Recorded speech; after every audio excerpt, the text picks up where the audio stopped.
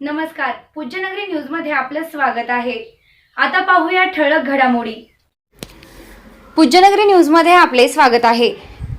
पूज्यनगरी न्यूजच्या बातमीची प्रशासनाने घेतली दखल। वाघेगव्हाण स्मशानभूमी प्रकरणाला वेग, ठेकेदाराला नोटीस काढणार, काम तातडीने सुरू न केल्यास काळ्या यादीत टाकण्याची तयारी। 3 वर्षांपासून रखडलेल्या कामावर प्रशासनाची हालचाल। विकासाच्या गप्पा मारल्या, हाच आहे का विकास? या मथळ्याखाली पूज्यनगरीने प्रकाशित केले होते वृत्त। ग्रामस्थांमध्ये समाधानाचं वातावरण। आता बातमी विस्ताराने। पूज्यनगरी न्यूजने प्रसिद्ध केलेल्या वृत्ताची प्रशासनाने तात्काळ दखल घेत वाघेगव्हाण येथील 3 वर्षांपासून रखडलेल्या स्मशानभूमीच्या कामाबाबत हालचाली सुरू केल्या आहेत। संबंधित ठेकेदाराला काम तातडीने पूर्ण करण्याच्या सूचना देण्यात आल्या असून काम सुरू न केल्यास नोटीस बजावून त्याचे नाव काळ्या यादीत ब्लॅकलिस्ट समावेश करण्याचा प्रस्ताव पाठविण्याची प्रक्रिया सुरू असल्याची माहिती पंचायत समितीच्या बांधकाम विभागाकडून देण्यात आली आहे। विकासाच्या गप्पा मारल्या, पण विकास कुठे आहे? या मथळ्याखाली पूज्यनगरी न्यूजने वाघेगव्हाण येथील 3 वर्षांपासून अर्धवट पडलेल्या स्मशानभूमीच्या कामाचा मुद्दा ठळकपणे मांडला होता।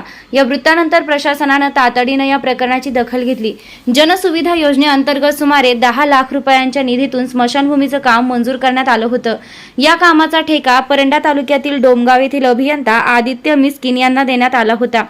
सुरुवातीला काम सुरू करण्यात आले, मात्र ते पूर्ण झाले नाही। काम पूर्ण होण्यापूर्वी सुमारे 1,25,000 रुपयांचे रनिंग बिल उचलल्याची माहिती समोर आली होती।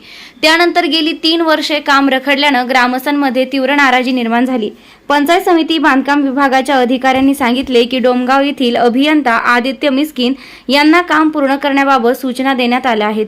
तसेच काम तातडीने सुरू न केल्यास त्यांना अधिकृत नोटीस बजावण्यात येणार असून त्यानंतरही काम पूर्ण न झाल्यास संबंधित ठेकेदाराचे नाव काळ्या यादीत समाविष्ट करण्याचा प्रस्ताव वरिष्ठ कार्यालयाकडे पाठविण्यात येईल। 3 वर्षांपासून स्मशानभूमीचं काम अपूर्ण असल्यामुळे अंत्यसंस्कारासाठी गावकऱ्यांना मोठ्या अडचणींचा सामना करावा लागत आहे। विशेषतः पावसाळ्यात परिस्थिती अधिकच गंभीर बनत असल्यानं पूज्यनगरी न्यूजनं लोकहिताचा प्रश्न प्रभावीपणे मांडल्यानंतर प्रशासनाला या प्रकरणात हालचाल करावी लागली आहे। या बातमीचे प्रायोजक आहेत cake delight cake shop, Paranda शहरात प्रथमच फ्रेश आणि प्युअर व्हेज केक।